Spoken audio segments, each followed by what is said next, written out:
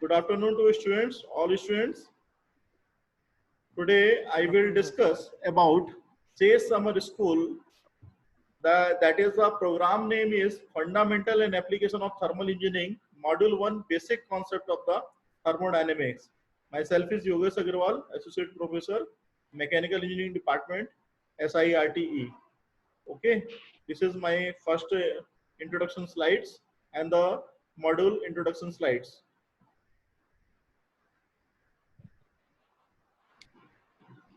This is the main theme about the thermodynamics. Already discussed in a third semester what is the thermodynamics basic fundamental. Thermo means you know very well, that is the heat release. Dynamics means mechanical action for doing work. So if we conclude both term and combine both term, thermo plus dynamics, it means if the movement of heat energy from one place to another place for doing any specific work, that is called thermodynamics. Okay, is that clear? The study of the effect of work, heat flow and energy on a system. Movement of thermal energy, this is the main fundamental of thermodynamics terms. Thermodynamics is the study of effects of work, heat and energy on a system. Basically, energy is dividing into two parts. First is the work, second is the heat. So work and heat is the part of energy.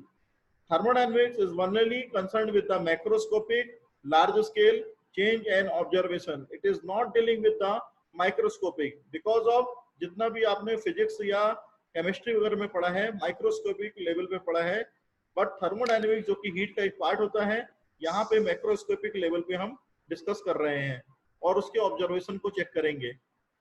So what is the history behind that? Thermodynamics history behind that, the Otto von name scientist 1650, it is built up a vacuum pump. This is shown in the figure, which is given by this arrow diagram, where the heat is liberated from the sides, and when the openers are combined with, there will be also some energy loses, where it will be combined together or separate by the energy effect, and the energy is coming from the heat side. This is the history where the boils and hooks both are combined to discovered in a 1656. According to the Boyle's law, that is the pressure, volume and temperature relationship correlated between of them, when the absolute pressure of given mass of perfect gas is inversely proportional to a volume, and when the temperature is constant, it calls of Boyle's law. So Boyle's ने vacuum pump को search किया. This is called a vacuum pump. जो आप ये देख रहे हैं, it is called a vacuum pump. ये थर्मोडायनेमिक्स से जुड़ी हुई चीज है, जिसका कि बॉयल्स ने बाद में जाके इसको इन्वेंट किया और हाई प्रेशर में इसका इस्तेमाल किया. तो first and second law of thermodynamics, it is based on the boils Charles law. इनके ऊपर बेस्ड हैं, जिसमें कि energy can be neither created nor be destroyed, and energy not 100% convert into one form to another form. What is the difference between the macroscopic and microscopic? Macroscopic, which is study today about thermodynamics. Microscopic, where the not considering of the major particle or major equipment. Macroscopic attention is focused on certain quantity of matter without considering the activity occur at molecular level. Molecular level पे जो भी activity होती है वो मैक्रोस्कोपी में consider नहीं की जाती है, नहीं मानी जाती है. माइक्रोस्कोपिक में लार्ज नंबर ऑफ डिस्क्रीट जो पार्टिकल रहते हैं, उनको हम माइक्रोस्कोप के नाम से जानते हैं, वो माइक्रोस्कोपिक स्टडी कहलाती है. A few properties required to describe the system, such as the pressure, P for pressure, V for volume, and T for the temperature. And this can be perceived by the sense and measured by the available instrument. Example of the expansion of gases in an ice engine. This is the practical example of the macroscopic, where the thermodynamic properties will be discussed. Large number of variables are required to describe the system, such as the position, kinetic energy, velocity, pressure, volume, temperature. It is very difficult to measure this quantity with the help of available instrument. Example of the KTZ. In the case of macroscopic, require the simple mathematical formula to analyze the system. यहाँ पे बहुत ज्यादा अपने को mathematical फार्मूले लगाने की जरूरत नहीं पड़ती, जबकि यहाँ पे माइक्रोस्कोपिक के केस में एडवांस स्टैटिकल मैथमेटिकली फार्मूले लगाने की जरूरत है ताकि हम उस चीज को एनालाइज कर सकें. It deals with the statical thermodynamics. Macroscopic, where is the case of microscopic, इसे हम क्लासिकल थर्मोडायनेमिक्स का भी नाम देते हैं. What is the system surrounding an universe? इनका मतलब क्या होता है? System means area under thermodynamic study. जहाँ की हम थर्मोडायनेमिक्स से रिलेटेड एक्टिविटी की डिस्कशन कर रहे हैं वो सिस्टम कहलाता है. सराउंडिंग आउटसाइड ऑफ सिस्टम जो रहता है वो सराउंडिंग्स कहलाता है. बाउंड्रिंग सिस्टम और सराउंडिंग को दोनों को आपस में सेपरेट करता है इमेजिनरी जो एक सरफेस रहती है वो आपकी बाउंड्री कहलाती है. What is the meaning of universe? System and surrounding put together is called the universe. System और सराउंडिंग मिलके यूनिवर्स को बनाते हैं. ये आप सभी पढ़ते आ रहे हैं कि ब्रह्मांड का जो आपका निर्माण हुआ है वो निकाय और जो वातावरण है उनसे मिलके हुआ है. तो ये एक डायग्राम के थ्रू आप समझ सकते हैं कि सिस्टम एक यहाँ पे की थर्मोडायनेमिक की एक्टिविटी हो रही है, that is called a system. Surrounding, it is outside of the atmosphere, and when the system is surrounding is separated from the boundary side, it is the imaginary surface which is not seen in a naked eye, that is called a boundary surface, where the control volume and control surface is occur of substance. What is the meaning of isolated, closed and the open system? There are the four types of system. First is the open system, second is the closed system, third is the isolated system, fourth is the adiabatic system. There is the three different diagram where the differentiate can be easily done. First is the open system. जैसा कि आप गाड़ी चलाते हैं, गाड़ी चलाते वक्त में आप देखते हैं कि पेट्रोल डालते हैं तो एनर्जी आपको मिलती है गाड़ी को, और गाड़ी एक जगह से दूसरे जगह जाती है. तो वो ओपन सिस्टम है जहाँ की एनर्जी और मास मतलब पेट्रोल के रूप में आप ले रहे हैं और उसका एग्जॉस्ट निकल के धुआं बाहर जा रहा है, तो वो मास ट्रांसफर हो रहा है from system to surrounding and surrounding to system of fuel को गाड़ी के अंदर डाल रहे हैं.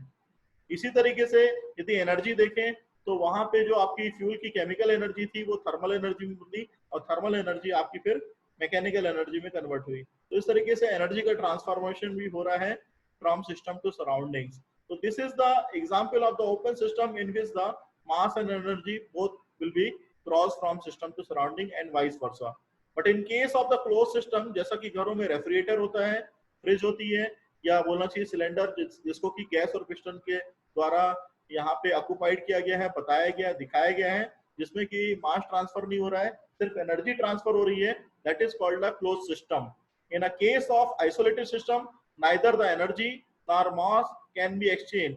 इन a case of a thermos flask, जैसा कि आप चाय पीते हैं किटली में, तो उस चाय में क्या होता है, किटली में जब गर्म करके रख देते हैं ना तो उसकी हीट ट्रांसफर होती है ना ही मास ट्रांसफर होता है. यदि आपने 4 कप चाय रखी है एक केटली के अंदर तो 4 केटली ही चाय रहेगी, वो एक भी क्वांटिटी ना तो कम होगी ना तो ज्यादा होगी, और उसकी हीट यदि आपकी सपोज दैट 1 किलो जूल की, तो 1 किलो जूल की भी हीट बराबर बनी रहेगी. This is the example of the isolated system. What is the thermodynamic properties? Thermodynamic properties या फंडामेंटल जो है यहाँ से स्टार्ट होता है. फर्स्ट जो कि स्टेट के नाम से जाना जाता है, जितनी भी थर्मोडायनेमिक प्रॉपर्टीज है, प्रॉपर्टीज का मतलब होता है जैसे आप प्रेशर है, वॉल्यूम है, टेम्परेचर है, इन सबको यदि आप लेके चल रहे हैं तो प्रेशर, वॉल्यूम और टेम्परेचर, ये सारी प्रॉपर्टीज जो रहेंगी ये स्टेट का निर्माण करती है. किसी भी स्टेट का निर्माण करने के लिए प्रॉपर्टी का बहुत बड़ा योगदान रहता है. तो प्रॉपर्टीज और the state variable of any system, किसी भी सिस्टम के लिए प्रॉपर्टी जो रहती है वो स्टेट वेरिएबल के रूप में काम करती है, और इनके होने से थर्मोडायनेमिक सिस्टम में बहुत बड़ा इफेक्ट पड़ता है. Change in state, suppose that if the pressure is changed from initial condition to final condition, suppose that when the pressure is increased from 5 bar to 10 bar, so there will be a change of state. तो pressure वहां पे change हो रहा है, volume change हो रहा है, temperature change हो रहा है, क्या क्या चेंज हो रहा है, that is called a change of state. तो यदि प्रॉपर्टी अपनी जगह से कुछ वैल्यू हटा के कुछ वैल्यू को इंक्रीज या डिक्रीज कर रही है तो that is called a change in state. Similarly in case of path, तो जितने भी locus of all change of state है ये पाथ का निर्माण करते हैं। अभी हम नेक्स्ट स्लाइड में इस डायग्राम से सारी चीजों को समझेंगे। Process, when the path is completely defined it becomes one process. तो यदि एक जगह से दूसरी जगह पे हम एक प्रोसेस कर रहे हैं, सपोज दैट आप घर में पानी गर्म करते हैं, तो पानी शुरू में गर्म नहीं रहता है, पानी ठंडा रहता है। जब आप उसको गैस के ऊपर रखते हैं, चालू करते हैं, तो पानी गर्म होना स्टार्ट होता है, उसमें वेपराइजेशन की स्टेट आती है, देन उसके बाद उसमें एवापोरेशन की स्टेट आती है। तो जरूरी नहीं कि पानी डायरेक्ट भाप बन जाता है, उसके बीच में कई सारी प्रोसेस होती हैं। तो वेट स्टीम बनती है, ड्राई स्टीम बनती है, सुपर हीटेड स्टीम बनती है। इस तरीके से जो वहां पे एक्टिविटीज हो रही है वो प्रोसेस का निर्माण कर रही है, और प्रोसेस रिवर्सिबल भी हो सकती है और इरिवर्सिबल भी हो सकती है। जबकि साइकिल के केस में देखा जाए कि जब फाइनल स्टेट जो भी एनी प्रोसेस की रहेगी वो यदि वापस अपनी ओरिजिनल स्टेट पे आ जाती है तो उसे हम साइकिल का निर्माण कहते हैं। सपोज दैट आपने यदि आइस को फ्रिज से निकाल के बाहर रख दिया तो वो वाटर बन जाएगा, ठीक है। लेकिन वाटर को वापस से एक कंटेनर में लेके और उसको फ्रिज में रख दिया तो वो वापस से आइस बन जाएगा। तो वो एक साइकिल बन गई। क्यों? क्योंकि वहां पे वापस हमने उसको ओरिजिनल स्टेट पे ला दिया। तो ये एक साइकिल तब बनती है जब हम ओरिजिनल स्टेट पे वापस पहुंच जाते हैं। सपोज दैट इसको कोरिलेट करें, यहाँ से यदि हमें दिल्ली आना है तो एक प्रोसेस हो गई, दिल्ली से वापस भोपाल आ गए तो एक प्रोसेस हो गई। तो भोपाल टू दिल्ली और दिल्ली टू भोपाल, तो दो प्रोसेस मिलके क्या बना दिया, एक साइकिल बना दिया। या और एग्जांपल यदि लिया जाए, एक रबड़ बैंड यदि आप हाथ में लेंगे और उसको यदि खींचेंगे तो एक्सपांशन होगा, लेकिन उसी रबड़ बैंड को यदि छोड़ देंगे, प्रेशर हटा देंगे, फोर्स हटा देंगे, तो वो रबड़ बैंड वापस अपनी जगह पे लौट आएगी, कंप्रेस हो जाएगी, ओरिजिनल स्टेट पे आ जाएगी। तो वो भी एक साइकिल बना रही है। तो कंप्रेशन और एक्सपांशन मिलके भी एक साइकिल बनाते हैं। This is a diagram in which all the thermodynamic fundamental will be clear. जो ये लाइन आप देख रहे हैं, लाइन में बहुत सारे पॉइंट आएंगे। ये एक प्रॉपर्टी हो गई, suppose that this is a pressure, ये एक प्रॉपर्टी हो गई, this is called a volume. तो प्रेशर और वॉल्यूम के बीच में एक डायग्राम बन गया। तो 1 से लेके 2 तक जो एक्टिविटीज हो रही है, this is called a process. तो जितनी बीच में आप देख रहे हैं क्रॉस टाइप का बना हुआ है, ये इंटरमीडिएट स्टेट है। इंटरमीडिएट स्टेट यहाँ पे कुछ ना कुछ चेंजेस हो रहे हैं। तो इंटरमीडिएट स्टेट आप जो देख रहे हैं यहाँ पे, अब जैसे यहाँ से यहाँ तक जा रहे हैं तो ये क्या कहलाएगा, चेंज इन स्टेट। स्टेट में कितना चेंज हुआ, सपोज यहाँ प्रेशर था आपका 5 बार और यहाँ पे प्रेशर हो गया 2 बार। तो 5 बार से 2 बार पे गए तो चेंज ऑफ प्रेशर हो गया, मतलब रिडक्शन ऑफ प्रेशर हो गया। जब प्रेशर यदि आपका रिड्यूस हुआ और यहाँ पे वॉल्यूम 1 मीटर क्यूब था और यहाँ पे वॉल्यूम बढ़ के 2 मीटर क्यूब हो गया, तो यदि प्रेशर कम हो रहा है तो वॉल्यूम आपका क्या हो जाएगा, बढ़ जाएगा। यहाँ पे यदि 1 मीटर क्यूब था तो यहाँ पे वॉल्यूम कितना हो जाएगा, 2 मीटर क्यूब हो जाएगा। इसी तरीके से यहाँ पे आपकी दो प्रोसेस है, 1-2, आप ये जो देख रहे हैं 1-2 प्रोसेस हो गई, दूसरी प्रोसेस हो गई 2-1। तो साइकिल क्या बन जाएगी आपकी, 1 से 2 आपने एक्सपांशन किया, जैसा कि एग्जांपल लिया था मैंने आपको कि फ्रिज में से आइस निकालेंगे और बाहर रखेंगे तो इसका एक्सपांशन होगा। एक्सपांशन की वजह से हीट रिलीज हो रही है, सिस्टम से सराउंडिंग की तरफ हीट जा रही है, तो वहां पे नेगेटिव क्वांटिटी है। और जब वापस 2-1 जा रहे हैं तो यहाँ पे आपकी क्या बोलना चाहिए, एक अलग प्रोसेस हो रही है जिसे हम कंप्रेशन का नाम दे रहे हैं। वो फिर पानी वापस से आइस बन रहा है। तो जब 2-1 वापस जाएंगे तो ये वापस से आइस बन जाएगा। तो 1-1 जो रहेगा, 1-1, this is called a cycle. ये एक साइकिल बनाएगा। अब बात करें क्वासी-स्टैटिक और नॉन क्वासी-स्टैटिक प्रोसेस की कि क्या होती है। इनका नाम थोड़ा सा देखने में अजीब टाइप का लग रहा है कि क्वासी मतलब क्या है और नॉन क्वासी मतलब क्या है। इसको सिंपल मीनिंग है समझेंगे, क्वासी-स्टैटिक प्रोसेस एक स्लो प्रोसेस होती है, जबकि non quasi static process slow process नहीं होती, ये फास्ट प्रोसेस होती है। तो जो क्वासी-स्टैटिक स्लो प्रोसेस है वो किस तरीके से समझेंगे और नॉन क्वासी-स्टैटिक प्रोसेस है उसको किस तरीके से समझेंगे। तो फास्ट का मतलब ऐसा फास्ट नहीं कि एकदम वहां पे किसी भी चीज को ब्रेक कर दे या तोड़ दे। फास्ट का मतलब वहां पे हीट ट्रांसफर नहीं हो पा रहा है, और स्लो का मतलब वहां पे आपका जो टेम्परेचर है वो कांस्टेंट है, ठीक है ना। फास्ट का मतलब हीट ट्रांसफर नहीं हो पा रहा है, स्लो का मतलब यहाँ पे हीट ट्रांसफर पूरी तरीके से कांस्टेंट है। तो quasi static, that is the infinitely slowness is the characteristic of process and all the intermediate change in state are equilibrium with each other. जबकि in the case of non quasi static, nature of process is very fast. जो process की बोलना चाहिए activity रहती है या उसकी प्रकृति रहती है वो बहुत तेज रहती है, और वहां पे कोई भी इक्विलिब्रियम स्टेट नहीं आती। जबकि इस केस में यदि हम स्लो चलेंगे तो बहुत सारी बीच में इंटरमीडिएट इक्विलिब्रियम स्टेट्स आएंगी, ठीक है ना। Processes are reversible in nature, process होती हैं रिवर्सिबल इन नेचर होती है, it means it is possible to attain the initial state by eliminating the effect, जबकि इस case of non quasi static process ये प्रोसेस आपकी इरिवर्सिबल होती हैं। इसके लिए यदि एग्जांपल लेंगे तो expansion of gases behind the piston engaged in infinite small beads, this is the example of quasi-static, जबकि इस केस में भी आप नॉन quasi-static में लेंगे तो expansion of gases behind the piston engaged a single bead, this is the example of non quasi-static process in which piston is attacking by a simple weight, a single weight, जबकि यहाँ पे piston को जो रोकने का काम है वो छोटे छोटे जो वेट रहते हैं उनको उनके द्वारा किया जाता है। डायग्राम से भी आप देखेंगे स्टॉपर यहाँ पे लगे हैं, सिलेंडर पिस्टन मैकेनिज्म है, this is the piston, this is the cylinder in which cylinder piston mechanism, यहाँ पे गैस भरी हुई है जो आप देख रहे हैं। तो जो यहाँ पे वेट रखे गए हैं ये प्रोसेस को अपनी ओरिजिनल स्टेट पे वापस ले आते हैं। सपोज दैट हमने एक वेट रखा, यहाँ पे 1 किलोग्राम का था weight, W1 that is the 1 kg, यहाँ पे वेट रखा तो क्या होगा, व्हाट विल हैपन, ये गैस कंप्रेस होगी और यदि वेट हटा देंगे तो वापस एक्सपांड हो जाएगी। इसी तरीके से 2 kg का वेट रखा तो फिर गैस कंप्रेस हो जाएगी, लेकिन ये 2 kg का वेट हटा देंगे तो फिर वापस से गैस एक्सपांड होनी स्टार्ट हो जाएगी। तो सिमिलरली इस तरह की प्रोसेस करेंगे तो यदि स्टॉपर तक पहुंचना है तो ये स्टॉपर को ब्रेक नहीं करेगा, ये स्लो प्रोसेस कहलाएगी जिसे हम क्वासी-स्टैटिक प्रोसेस का नाम दे रहे हैं। जबकि इन केस ऑफ हियर जो कि नॉन क्वासी-स्टैटिक प्रोसेस है, यहाँ पे जो वेट है सिंगल वेट रखा हुआ है, यदि इस वेट को हटा देंगे तो पिस्टन डायरेक्टली इस चीज को डैमेज कर देगा, स्टॉपर को तोड़ देगा और जो पिस्टन है वो बाहर निकल जाएगा।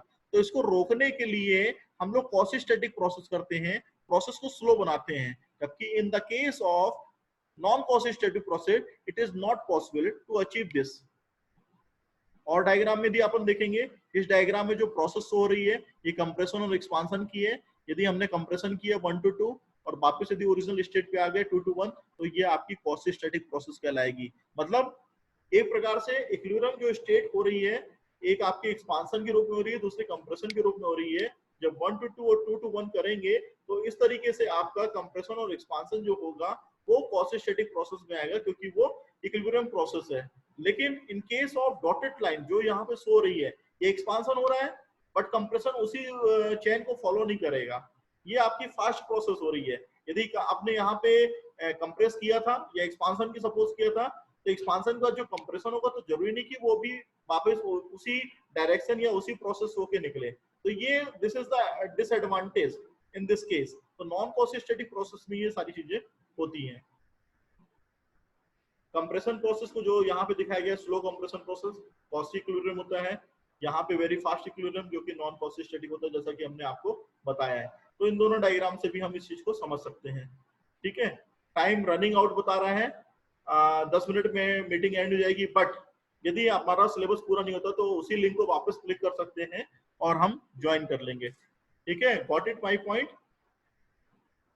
यहाँ पे एक सिस्टम के थ्रू सिस्टम एंड सराउंडिंग के थ्रू यहाँ पे हम बात कर रहे हैं कि 1 to 2 प्रोसेस पे यदि हम जा रहे हैं from initial state to final state, तो this is a process path, this is a process path in which the gas is going from initial volume to final volume. But in this case जहाँ की non quasi-static है इसको हम dotted line से show कर रहे हैं, initial state 1 है और फाइनल स्टेट 2 है।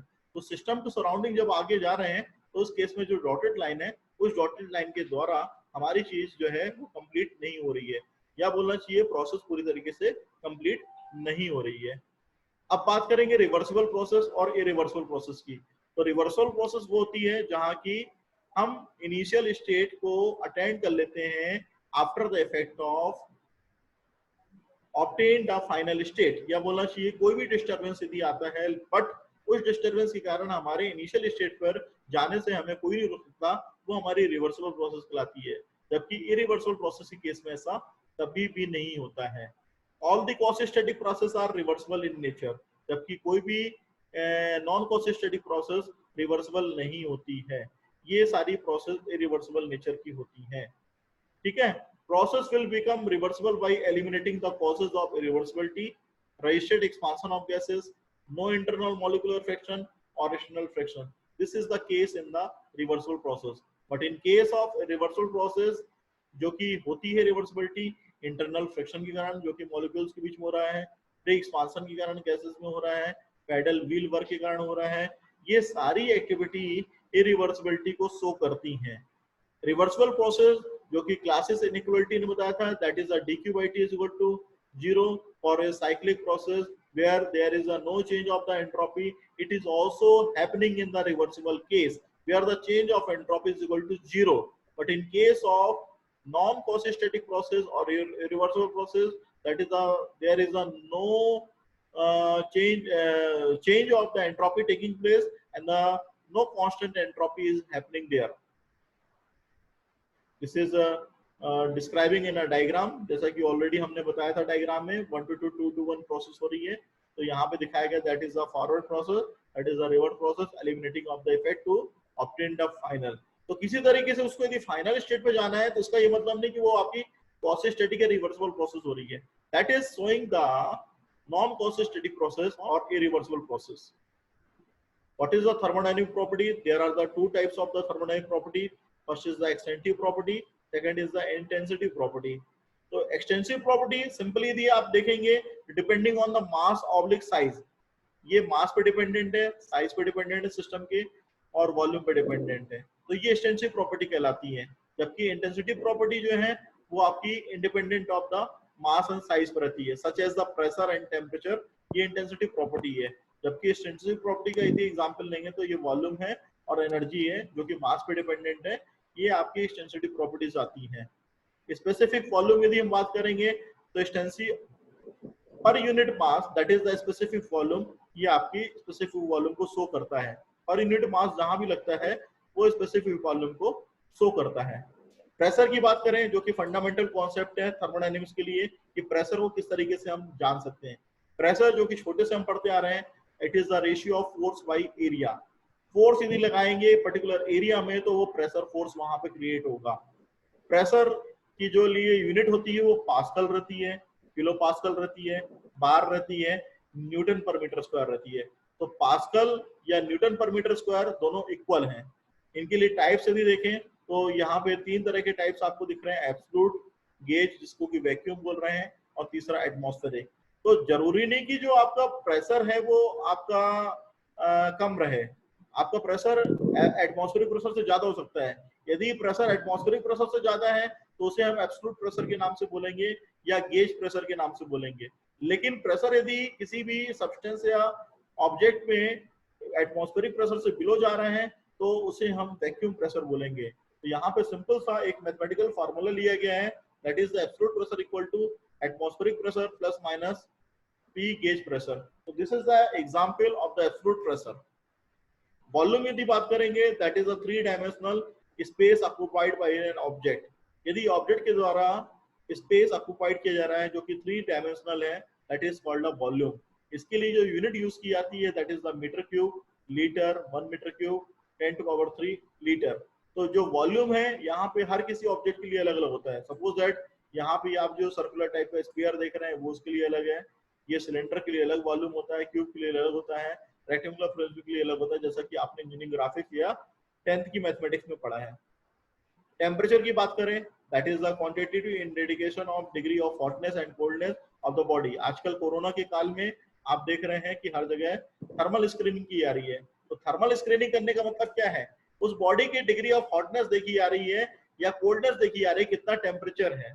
इसलिए टेम्परेचर की unit degree centigrade, kelvin, Fahrenheit में रहती है। और इसका जो प्रैक्टिकल एप्लीकेशन है वो थर्मोमीटर में या थर्मोमेट्री में करते हैं। इस तरह के थर्मोमीटर स्केल जो है मार्केट में यूज किए जाते हैं, या बोलना चाहिए घरों में जब कभी बुखार आता है आदमी को तो बुखार आने पे भी हम इस तरीके की चीजें चेक करते हैं, देखते हैं। What is the meaning of heat? Heat क्या होती है? Energy transfer by virtue of temperature difference, that is called the heat. Transit form of the energy, that is called the heat. Path function heat होता है क्योंकि वो point पे depend नहीं करता है। लो ग्रेड की एनर्जी होती है। यदि निगेटिव और पॉजिटिव हीट की बात करें तो जब सिस्टम से सराउंडिंग तरफ हीट जा रही है तो वो उसे नेगेटिव लेंगे, और जब सराउंडिंग से सिस्टम की तरफ हीट सप्लाई हो रही है तो उसे हम पॉजिटिव हीट लेंगे, जो कि यहाँ पे लिखा गया है। इसी को यदि हम डायग्राम में देखें तो heat always flow from hot to cold, जैसा कि यहाँ पे डायग्राम में आप देख रहे हैं। तो जो एनर्जी ट्रांसफर है that is the virtue of the temperature difference. Temperature difference के कारण होती है। घरों में यदि आप पानी गर्म करते हैं तो पानी थोड़ी देर बाद एटमॉस्फेरिक कांटेक्ट में आने के बाद वो ठंडा भी हो जाता है, ठीक है। और ये किसी पॉइंट को फॉलो नहीं करता है, ये पाथ के हिसाब से चलता है। पाथ का मतलब होता है कि वहां पे कौन से बकेट में या कौन से सब्सटेंस में वाटर को या सब्सटेंस को रखा गया है जिससे कि वो चीज आपकी गर्म या ठंडी हो रही है। वर्क की बात करेंगे, that is the denoted by the force into displacement. इसके लिए यूनिट न्यूटन मीटर रहती है, क्योंकि फोर्स जो रहता है एक न्यूटन के यदि लगाएंगे और डिस्टेंस यदि 1 मीटर मूव होगा तो that is called 1 newton metre, और उसको हम जूल के नाम से जानते हैं। तो work is defined by the force into displacement. Energy in transient के फॉर्म में रहती है, पाथ फंक्शन रहता है, हाई ग्रेड एनर्जी रहती है, work done by the system रहता है on the surrounding. Positive work और नेगेटिव वर्क क्या कहलाएगा, ये समझने वाली बात है। यदि सिस्टम के द्वारा काम किया जाएगा तो वो पॉजिटिव वर्क डन के रूप में आएगा, लेकिन सिस्टम के को यदि काम देना पड़ेगा तो वो नेगेटिव वर्क डन आएगा। तो नेगेटिव और पॉजिटिव वर्क डन में यही डिफरेंस है। जनरली टरबाइन से जो हमें वर्क डन मिलता है वो पॉजिटिव वर्क डन मिलता है, लेकिन यदि घर में लगे पंप को जिसको वो पानी चढ़ाना रहता है उसको यदि हम वर्क डन देते हैं तो वो नेगेटिव वर्क डन करता है। वर्क और हीट में क्या डिफरेंस है, या वर्क और हीट को किस तरीके से समझ सकते हैं, that is the define is the energy transfer between a system and environment when a net force acts on the system over a distance, that is called a work. The sign of the work which is defined in the previous slide, work is positive, work is negative. So it is shown in the diagram when the object is not moving, that is the condition before, and when the object is moving, that is the condition is after. Similarly, in this case, when the work is negative, it is when the work is object is in before condition, and after the pulling case, when the object pushing case, object is moving from the initial condition to final conditions. What is the meaning of internal energy? Internal energy क्या कहलाती है, क्या बोलते हैं internal energy? Internal energy is defined by the energy of an object or substance is due to the kinetic and potential energy associated with the random motion of all the particles that make it up. यहाँ पे जो आप देख रहे हैं atoms या bonds के बीच में एक इंटरनल एनर्जी क्रिएट हो रही है। घरों में यदि हम पानी गर्म करते हैं तो उस पानी को गर्म करने के दौरान भी मॉलिक्यूल्स आपस में टकराते हैं, तो उनके मॉलिक्यूल्स के आपस में टकराने के कारण कुछ वाइब्रेशंस होते हैं, वाइब्रेशन से एनर्जी क्रिएट होती है, उसको हम इंटरनल एनर्जी के नाम से जानते हैं। और इसके लिए जो यूनिट यूज करते हैं that is called kilo joule या जूल बोलते हैं। और बड़ी यूनिट पे भी आप जाएंगे तो मेगा जूल भी आती है और गीगा जूल भी आती है। एंथैल्पी क्या कहलाती है, enthalpy that is the total heat content of the body, enthalpy के रूप में जानी जाती है। या heat supply to the body, enthalpy increases and decreases when heat is remove, इसको भी एंथैल्पी के रूप में हम देखते हैं। तो ये सारी चीजें एंथैल्पी के लिए जो फार्मूला लिखा गया है, इट इज द